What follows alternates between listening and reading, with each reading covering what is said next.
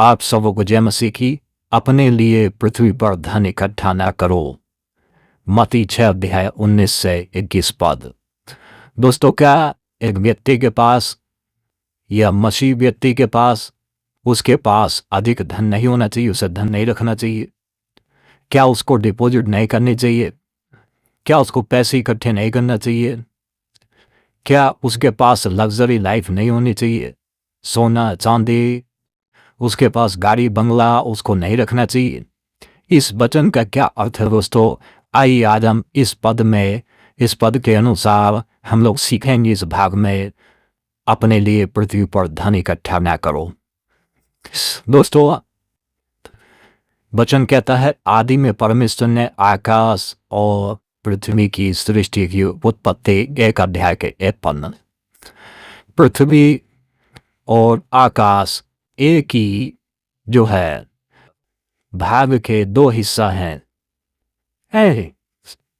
एक ही भाग के 2 हिस्सा हैं, आकाश और पृथ्वी। आकाश भी परमेश्वर का है और पृथ्वी भी परमेश्वर की है।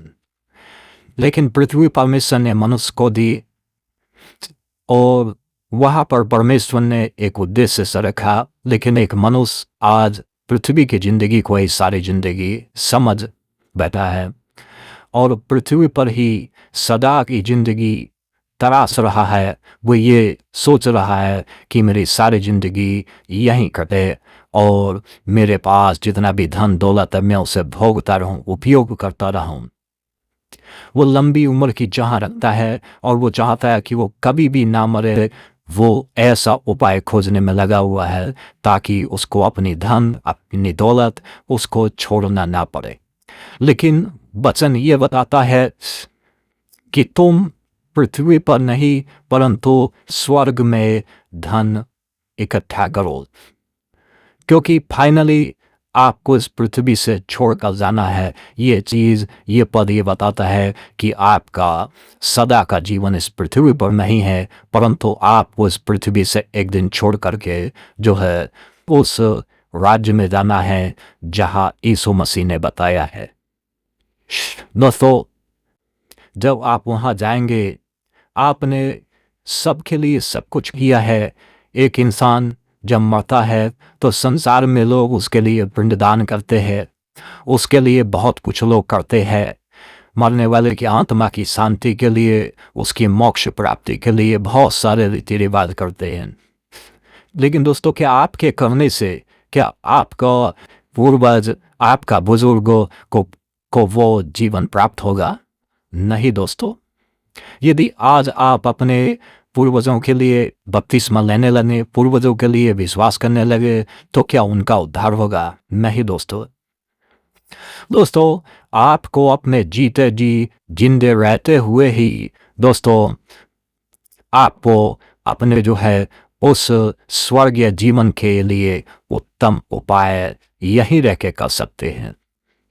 दोस्तों, वहां तो आपको जो है फैसला होगा, आप उत्तम प्रबंध अपने आप जीते जी कर सकते हैं। दोस्तों, इसका मतलब ये नहीं है कि आपके पास धन नहीं होना चाहिए, लेकिन यदि वो धन आपको जो है आप धन के नशे में डूब गए हैं, धन के नशे में चूर हैं, आप धन के उसमें आप क्रूर हो गए हैं और धन आपके बुद्धि पर बिगाड़ दिया है। और धन, बाइबल कहती है जैसे क्या रुपया पैसा ही सब बुराइयों की जड़ है।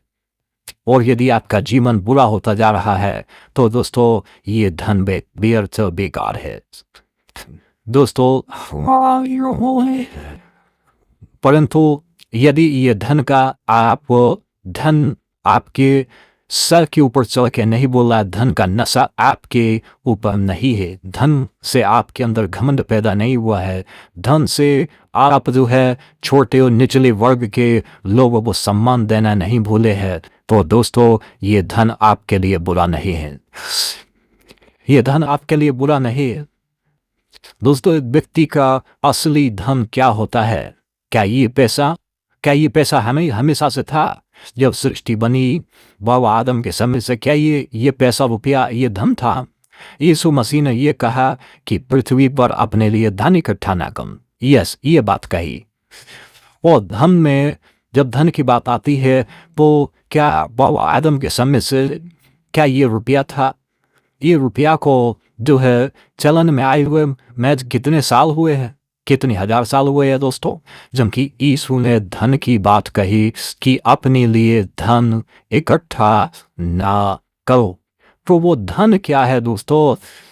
जिसको मनुष्य भोगना चाहता है, प्राप्त करना चाहता है, ये जानने के लिए आपको उस पिछले ही भाग में जाना होगा। दोस्तों, पिछले ज़माने में लोग उस समय में जो धन होते थे लोगों के, पशु, उनके जो है जैसे गाय, बैल, ऊंट, भेड़, बकरी, गधे, घोड़े, हाथी, सोना, चांदी, हीरे, जवाहरात, मोती, ये सब धन होता था दोस्तों। और आपके पास तो धन है ही नहीं, तो आप इकट्ठा कैसे कर रहे हैं? आपके पास तो महज एक सिक्का है, एक जो है पैसा है, पर ये धन नहीं है। ये मिटने वाला धन है, ये कभी भी खत्म हो जाता है दोस्तों। पहले एक का सिक्का चलता था, आज एक का सिक्का नहीं चलता, खत्म हो गया। ये धन बदलता रहता है। 500 का नोट चलता था लेकिन वो बदल गया पुराना। 1000 का नोट चलता था, वो बदल गया।